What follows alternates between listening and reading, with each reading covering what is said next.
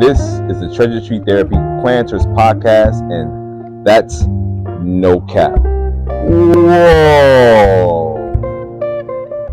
Welcome to the Treasure Tree Therapy Planters Podcast. I'm your host, Master Cheeze. You're in for another good one as always. We're going to start off talking about how Christian McCaffrey, Rashee Rice, and if you didn't know, now you know, Jonathan Taylor will be out this weekend. I'll update you that in a segment of fantasy. First, we'll talk about Taylor University football. Then we're going to talk about the Chicago Bears. Yes, that's a dub. We'll cover that more a little bit later. Stay tuned. You'll be in for a good one. You don't want to miss it. Welcome back to the Treasure Tree Therapy Planners Podcast. Again, I'm your host, Master Cheeze. Let's dive right into it. We'll discuss the fantasy football options in the later part of the segment, but right now we're going to talk about Taylor University football. They were starting off with an impressive record of 4-0 last week. They had a very tough opponent facing number 7 ranked Marian of Indiana. This game came down to the very last play on the very last drive. At one point in the game, Taylor was up 1 score, but it came down to overtime. Marian scored on their first possession, and Taylor had a chance to match. Right now, they had an opportunity to tie the game up and go into a second overtime, but they decided to go for 2. This is the play. Let me know your thoughts. Munson in motion. Handoff. No, a fake. The pass knocked away. Very tough loss for Taylor. They were evenly matched with Marian. Hasn't beaten Marian in a very long time. The last time I believe they beat them, Ryan Magnuson out of Michigan scored 6 touchdowns and a touchdown to win the game on the very last drive.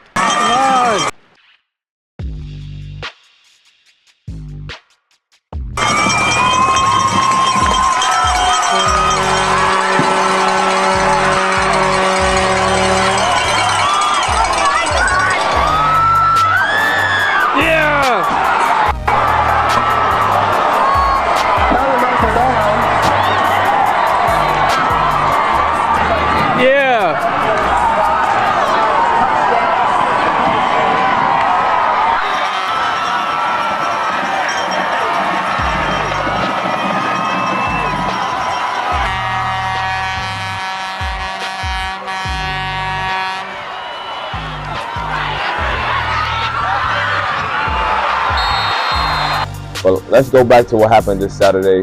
The coach decided to go for 2. All guts, all glory is what they were going for.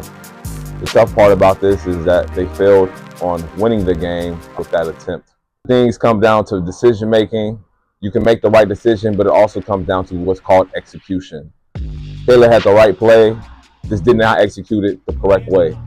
That's how they fell short, pushing their record to 4-1. They'll look to respond as they face St. Francis of Indiana this weekend, but we'll see if they can knock off a cross-rival opponent. It's been a while since Taylor has beat St. Francis as well. Bit of a rivalry back in the day. St. Francis has always had Taylor's number, most recent decade, but hopefully Taylor can knock them off for their homecoming this upcoming Saturday, October 5th. They'll be playing at 1 o'clock. Check them out. We'll see if they can get the victory done this weekend. Best of luck to you guys. All right, I'm back. As we talk about Indiana, Jonathan Taylor is trending on not playing this weekend. We'll cover that before we speak about, you already know what time it is. It's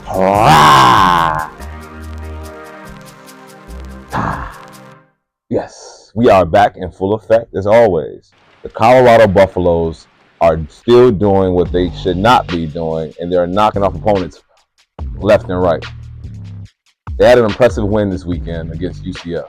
The Colorado Buffaloes knocked off UCF by the score of 48-21. An impressive win to put the Colorado Buffaloes up 4-1 on the season. This game had a decent amount of oohs and ahs, as we've seen Travis Hunter do what Travis Hunter does. He came over and he took over the game on offense and on defense. He had a quite an impressive pick, as you can see here. The man is an athlete, and he definitely is an NFL prospect.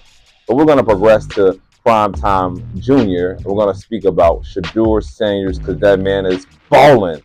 This might not be that thing on me, but he thinking that thing. Pause. Shedeur Sanders put an impressive stat line up. He went 28 for 35, 290 yards, 3 tutties, and he was sacked a couple times. The thing about the sacks is impressive is that being sacked a lot less frequently than he did last year. That was a big thing going on with the Colorado Buffaloes. Shedeur Sanders did not have the protection. And we'll speak a little bit more about that as we talk about Caleb Williams in the next segment.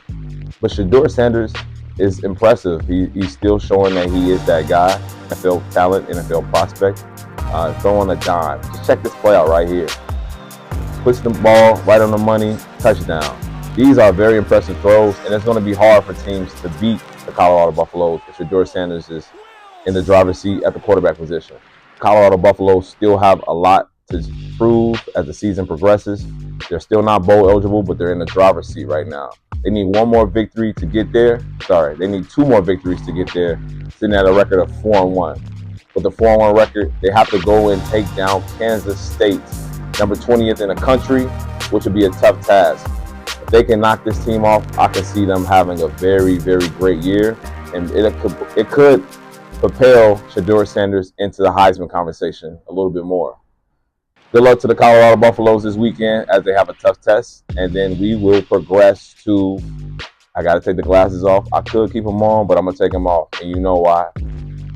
And as we progress from that, we're going to speak about how Christian McCaffrey is still going to be out this weekend as they face their next opponent. And we'll cover that after we speak about the Chicago Bears. Chicago Bears come out with a nice victory this weekend as they face the Los Angeles Rams. They were able to come out on top with a score of 24-18. This game came down to the fourth quarter. A lot of frustration, but a lot of happiness was the ultimate prize for us Bears fans. Caleb Williams had a good game, not a great game, but he had a good game, and it's a good game because the Bears came out with the W. Looking at his stat line here, Caleb Williams went 17 for 23 for 157 yards, 1 touchdown, and most importantly, no interceptions. That's a big deal. When you get in a game that's tight, you definitely got to limit your turnovers. Caleb Williams showed us that he can be the quarterback for the Chicago Bears with these 2 impressive throws. The first one, he made his first connection with DJ Moore in the back of the end zone. A great ball as he gets it right where the defender cannot get it. DJ Moore is able to catch this, putting the Bears in a good position to win this game. The second impressive throw, which is also an even better catch, was the one to Cole Kmet down the middle of the field. He's able to throw the ball over the linebacker's outstretched arms. Cole Kmet's able to retrieve it, dive, and then it converts into the next first down to help keep the drive going. These are big throws coming from your quarterback. And I know that Caleb Williams has had a hard time, which he should because he is a rookie. But it's very positive to see these kind of throws coming off the fingertips of your first-round draft pick quarterback. This is only going to help give him more confidence as he progresses throughout the season.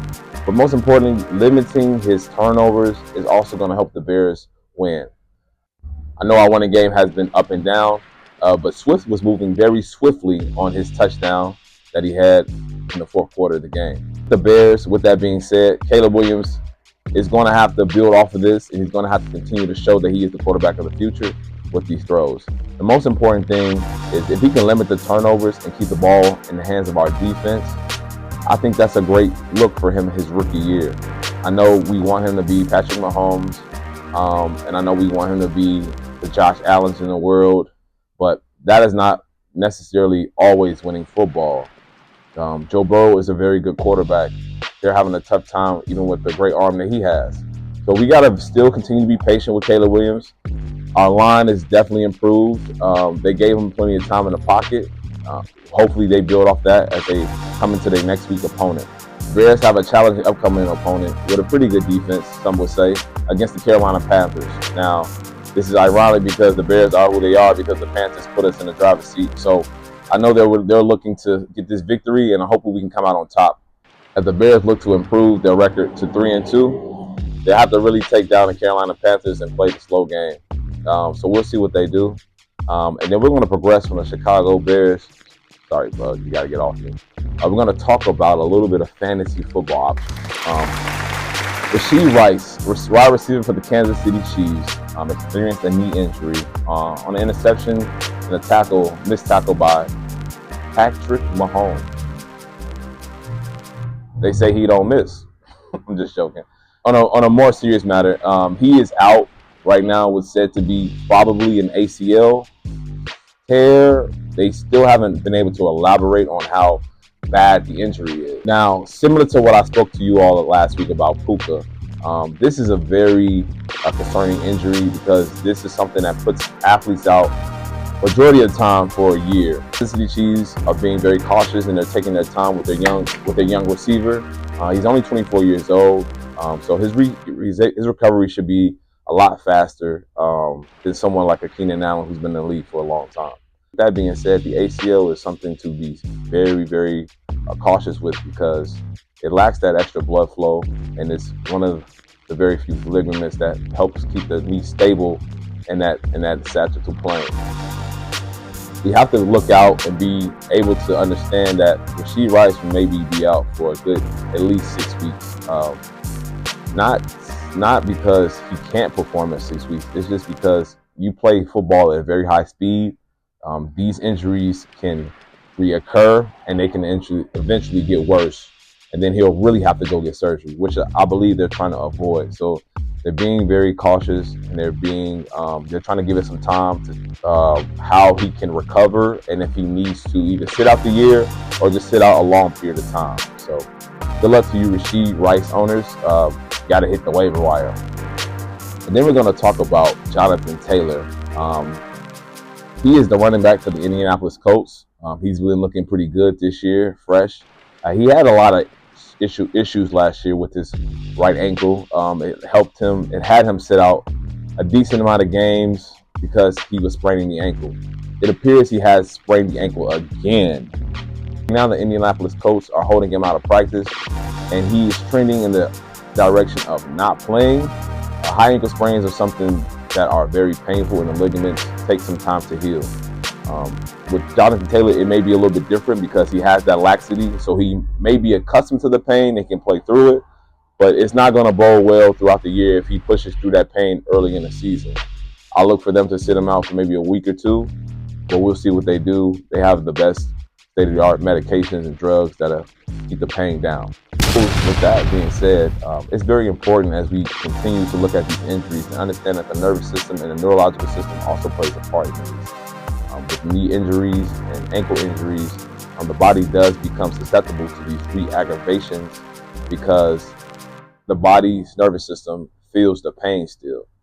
I know that doesn't necessarily sound like traditional sense, but I can show you through time and time again, a lot of these athletes end up having the same injury even after doing a great protocol of physical therapy and strengthening exercises. We'll look to cover that more as the season progresses, but it's on Jonathan Taylor's injury, and we'll keep our eyes out on him. Lastly, Christian McCaffrey, the 49ers running back, big dog powerhouse. Last will say he was in Germany looking to get some extra treatment. I spoke to you all about that. When you go to Germany, they have these different treatments, state-of-the-art treatments. They're very advanced with their regulations as well. They can give you stem cell treatment, PRP type procedures. With that being said, the stem cells, what they could possibly do is re-inject some blood or bone marrow residue into the joint and help send a lot of growth factors to help the area heal. So for Christian McCaffrey, it will be his Achilles. That takes some time for the body to repair itself and get strong enough to handle an NFL season as you plan on running the ball 20, 30 times a year. With the 49ers, although we are fantasy owners, they also are trying to do what's called win a Super Bowl. So they don't give a FUC, I'm not going to finish the rest, about our opinions. They have to treat and take care of their product, and they have to take care of Christian McCaffrey and do what's right for him. I can see Christian McCaffrey sitting out another 4 to 6 weeks, really giving him some time to ramp up. off the treatment that he may have received in Germany. All speculation. This is just assumptions. Just giving you a heads up if you feel like you're not familiar with the situation. I don't have a problem elaborating on these things, but Christian McCaffrey is somebody that if you have him on your team, you really got to be very, very patient. You may not look to see him until possibly week 10 on your roster playing. So just wanted to cover that. We'll progress and we'll talk more about that in the coming weeks. But until then, that is all I have to say. You got anything else? You got anything to say? No, I think you pretty much said it all. Smooth. Well, you heard it from those two. This is the Treasure Tree Therapy Planters podcast. I appreciate you guys for watching and following. Like, share, subscribe. We'll have more videos in upcoming weeks. And enjoy your weekend. Stay safe. And this is the Treasure Tree Therapy Planters podcast. I'll see you on the next one.